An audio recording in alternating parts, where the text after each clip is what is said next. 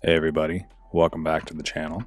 Today we're going to be looking at building this custom dial NH34 Pepsi GMT.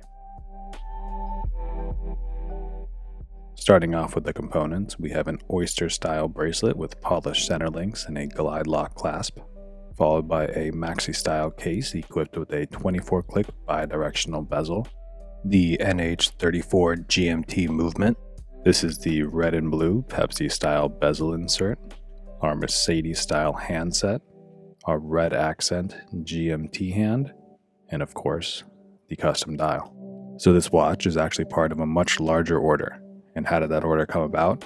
Well, last year, a gentleman reached out after seeing the YouTube channel and commissioned a Submariner style build with a custom meteorite dial. I'll be sure to post some images of that watch on Instagram as the dial was quite unique. Eventually, this watch was shown to a gentleman named Pat, who promptly reached out asking if I'd be interested in doing a large order of watches for his unit. Up until that point, the largest order I had completed was for 2 watches, those 2 skeleton Royal Oak style builds featured on the channel.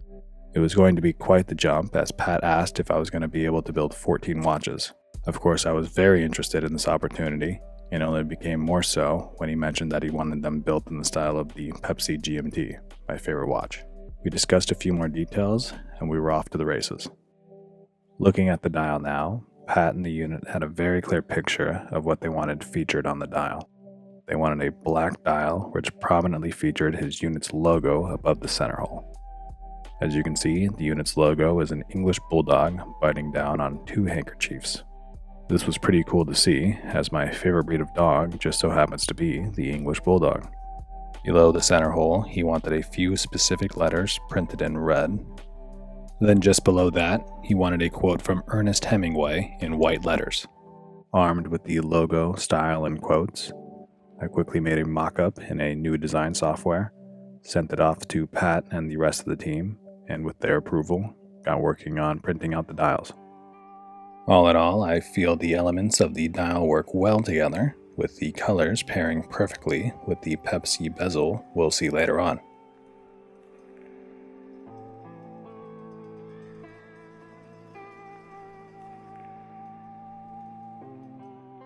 So that covers how this build came about.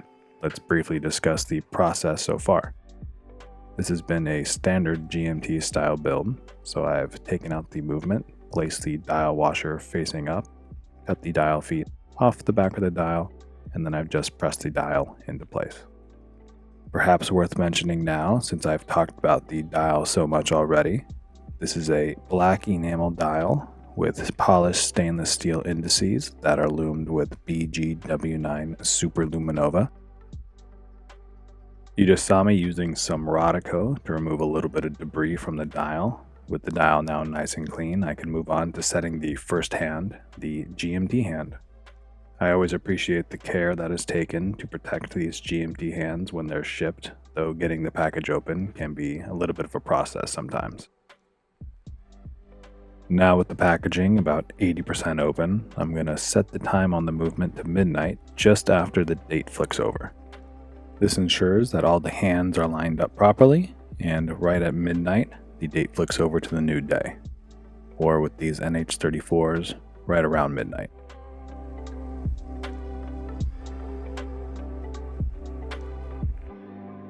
With the time now set, I can work on opening up the remaining 20% of the packaging and then placing the GMT hand.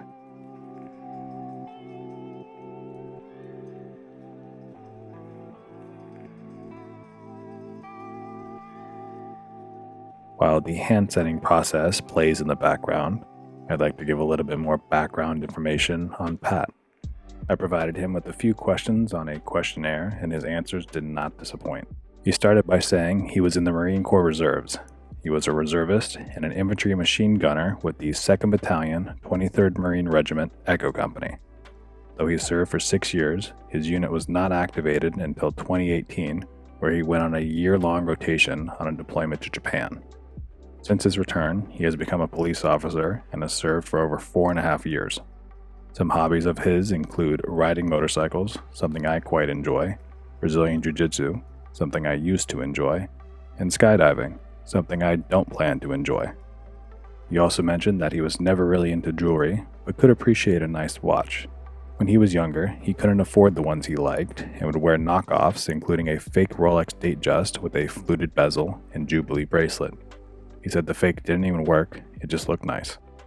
A year ago, on a trip to Thailand, he said he bought a ton of knockoffs and would wear them off and on. This year, he finally said he got a decent watch in the Omega Moon Swatch, and from there, his addiction took off.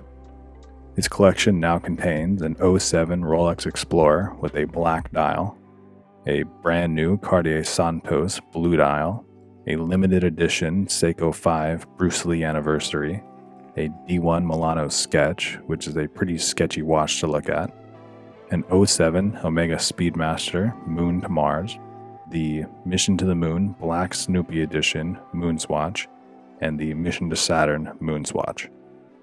Though his collection is already vast and quite varied, his grail piece is the Patek Philippe Nautilus, a watch he hopes to acquire when he retires in some time. Back to the build, you can see I've got the GMT hand now set in place, and I'm opening up the packaging for the Mercedes-style handset. These hands are of course polished stainless steel and loomed with BGW9 Super Luminova. And I'll follow the same process as the GMT hand. I'll begin by picking up the hour hand with a little bit of Rodico and then place it over the hour pinion before pressing it gently into place with the hand setting tool. After discussing his collection for a little bit, I asked Pat why he wanted this particular style. He said that a GMT can be both sporty and stylish, and it offered a lot of options for straps. He also said that the GMT function would be functional for him and the unit, as members could keep track of 2 time zones or run a 24-hour clock.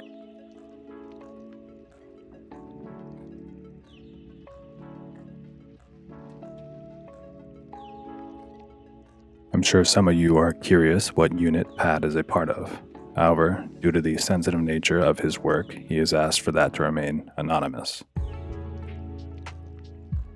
I will say that he is not a normal patrol officer, and that the tasks bestowed upon him are much more dangerous and rigorous. Once I had delivered the watches and Pat had passed them out to the fellow members of his unit, he sent me a picture of them wearing them, fully kitted out, with sensor bars covering their faces, obscuring their identity. To be honest, it was a pretty badass picture. Another time, Pat asked me to meet him at the station to discuss building a watch for a special member of his unit. I arrived and then received a text from him that said he was going to be a little bit late as he was currently tailing a suspect. When he arrived, I asked, "Did you get your man?" He replied, "Always." In the video, you'll see that I'm using a pair of plastic tweezers to align the minute hand with midnight. And as per usual, this takes a little bit of time, as while most struggle with the second hand, my mortal enemy seems to be the minute hand.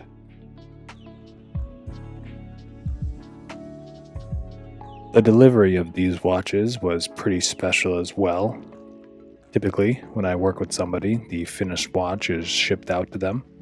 However, with Pat's unit being part of a local police department, I asked if instead of shipping the watches out, he'd entertain the idea of meeting up to make the exchange.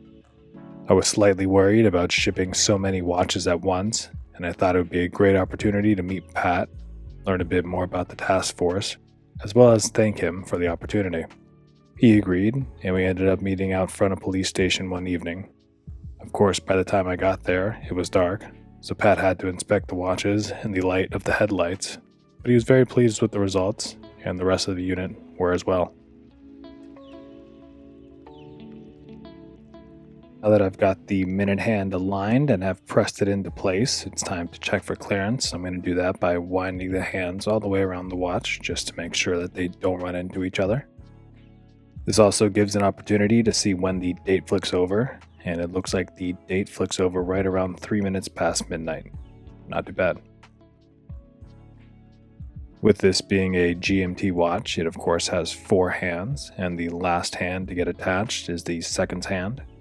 Using one of my favorite techniques, I'm going to take the hand setting tool with a little bit of Rodico in the end, pick up the seconds hand with that, and then very gently place it onto the second post. And just like that, I've got the second hand on and it's ticking away. I'm going to rotate the hands here now so that the minute hand is directly beneath the second hand. This will let me know how far I can push the second hand down so that it doesn't make contact with the minute hand. Then finally, using firm but gentle pressure to push the second hand into position using the hand setting tool.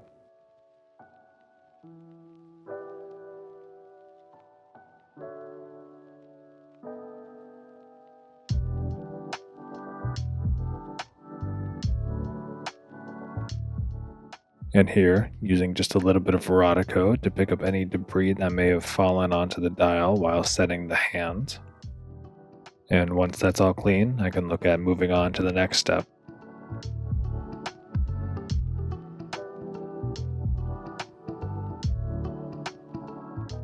With the dial now attached to the movement and all of the hands now set in place, I can look at cleaning up the case and getting it ready for the movement. In some of the earlier videos featuring a GMT build, I went through a process where I would turn a unidirectional bezel into a bidirectional bezel. This was done by removing the bezel and then shaving down the ratchet click just enough so that the bezel would rotate in both directions while still maintaining enough material so that the bezel wouldn't rotate freely. This action wasn't smooth, and more often than not, I would just adjust the GMT hand rather than rotate the bezel. Since then, I had been on the search for a 40mm maxi style case with a 24-click bidirectional bezel or even a conversion kit, or really just a better way to go about it. Time and time again, I came up empty. There were some options for bidirectional bezels, but they were often 60 clicks or they just weren't the right style of case. I stayed persistent, and eventually it happened. I found a stainless steel maxi style case with a 24-click bidirectional bezel, no bezel insert, no bracelet, nothing weird about it. It was perfect. I immediately bought several for myself and potential future builds. Upon arrival, they were exactly as the listing showed, which was actually a huge relief. The bezel rotation was smooth in both directions, the shape was correct, and the case was actually slimmer than previous cases, allowing the watch to sit much better on the wrist and slide under a cuff easier. The only downside with these was the spring bar holes. They were just slightly out of line with the spring bar channel in the bracelet. Not a huge deal, it just took a little bit of manipulation to get the spring bars placed correctly.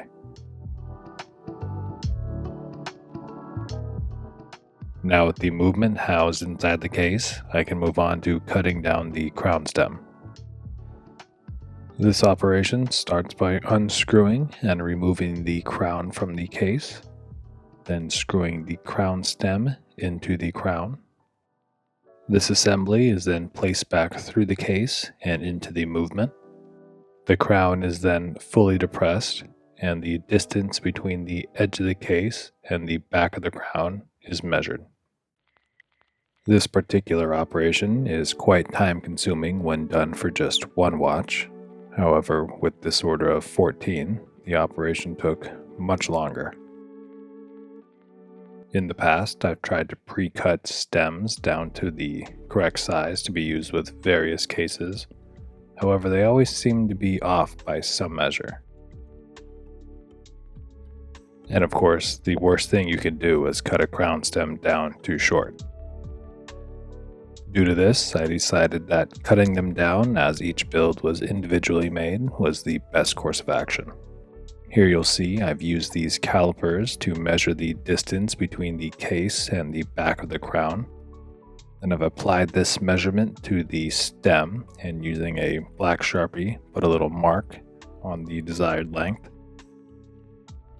Then I'll line up these very sharp pliers with the mark and cut the crown stem down to size.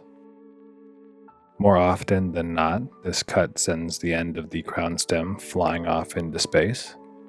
I don't care too much about that. What I do care about is shaving down the sharp edges and burrs that are left on the remaining side of the crown stem. While most people elect to use a diamond file to smooth out the crown stem, I choose to use the more direct route of a Dremel that has a grinding stone attachment to cone off and remove any burrs from the crown stem. Because in the words of the great Jeremy Clarkson, speed and power, that's the solution.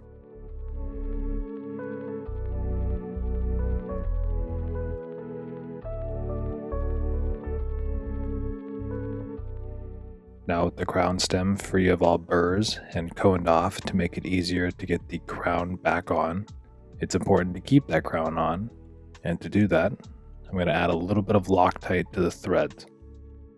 Now this is just blue Loctite, so it won't be impossible to get the crown back off if need be. However, it does offer a little bit more insurance. Now it's very important that once the crown is screwed down completely, I remove any leftover Loctite, as if it gets into the keyless works, it could gum up the movement or stop it completely. To do this, I like to use these little micro Q-tips. I just run them around the crown stem a few times to pick up any of the excess Loctite. And once the crown stem has been completely cleaned off, I can look at lubricating all the gaskets and O-rings of the watch.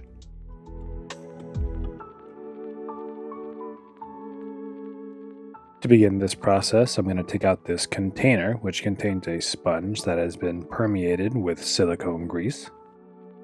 I'll then put the Caseback gasket inside, close it up by putting the top on it, give it a few twists, and that will coat the Caseback gasket in grease. Then all that's left to do is to remove the Caseback gasket and place it into the groove it's meant to sit in on the case.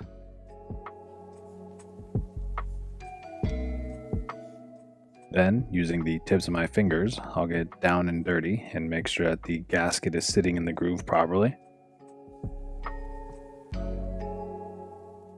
Looks like this one went in pretty easily. Sometimes these gaskets can be a little bit too big or a little bit too small, and they put up a bit of a fight before finally going into place.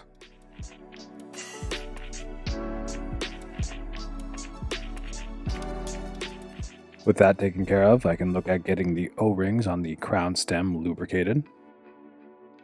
To do this, I'll take a micro Q-tip and dip it into this grease designed for scuba diving. Then it's as easy as taking the Q-tip and distributing the grease all over the O-rings on the crown stem. I say it's easy, but I want to make sure that the gaskets get enough lubricant on them, but not too much to get in the way of anything.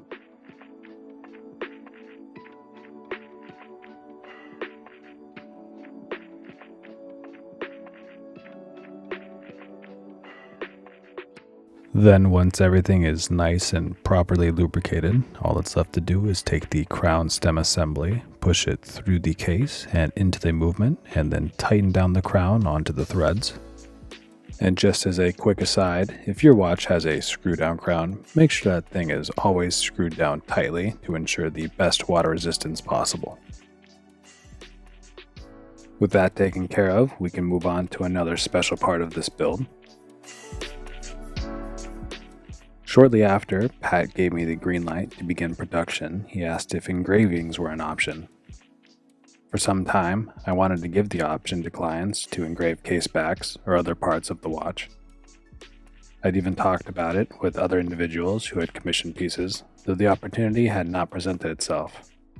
Pat and I talked a bit more about the idea, and eventually it was decided that each officer would have his badge number centered and engraved towards the top of the caseback. Then the date the officer entered this unit would be left justified and engraved in the middle of the caseback. This skewed engraving was done to leave room on the right side of the caseback so that the officer could come back and have the exit date engraved when he left the unit. I thought this was a cool concept, and I would finally have the opportunity to expand my network to include a laser engraver. Pat sent me a draft of what he wanted, and I reached out to a local laser shop asking if they would entertain the work, and they agreed right away. And just as a bit of a spoiler, I think you'll be seeing some more work from them real soon.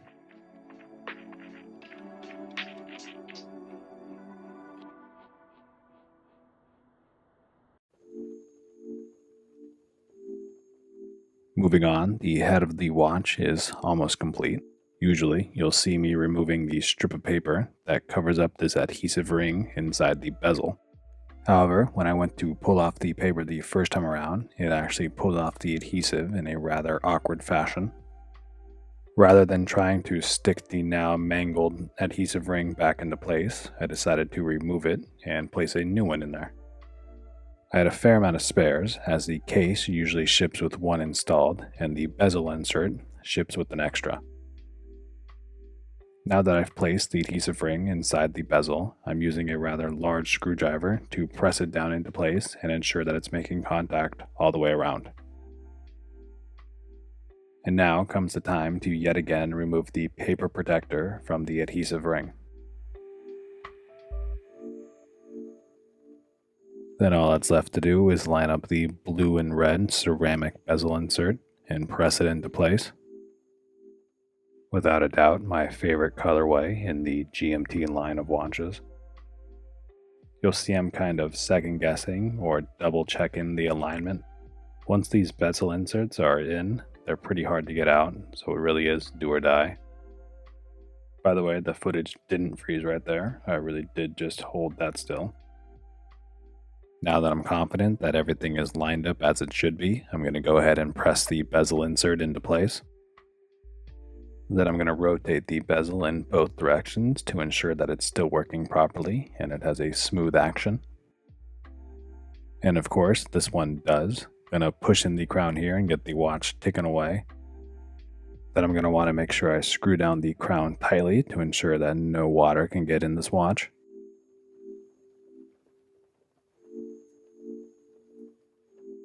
And with that, the case of the watch is complete. Now it's time to move on to the bracelet.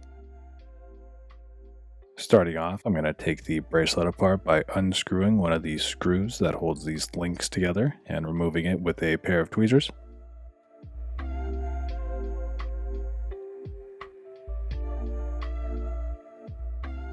With the bracelet now separated, I'll put the case upside down on this pad, thread the spring bar through the end link channel, and then using a spring bar tool, get them nested inside the lugs. I'm going to start off by using this double-sided spring bar tool, which allows me to pinch them together to get them to fit inside the lugs. Sometimes this is the way to go, but you'll see in just a second I eventually use the single-sided spring bar tool. As I mentioned before, the holes in the lugs and the end link channel were a little bit out of alignment, so it did take a little bit of manipulation to get the spring bar to align correctly. And these shots here give us a great vantage point of the laser work done on these watches. Again, each officer had his badge number centered and engraved near the top of the caseback, and then the date he entered the unit left justified just below that. And as you'll see now, I'm using the single-sided spring bar tool to get the final side in.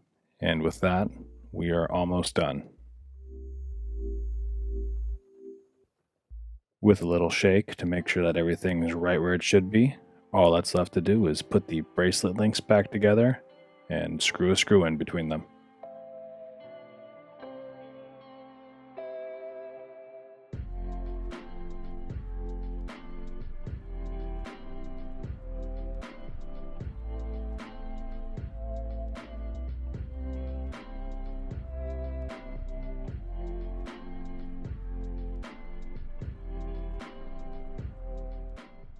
And here she is, a custom dial NH34 Pepsi GMT with unique caseback engraving.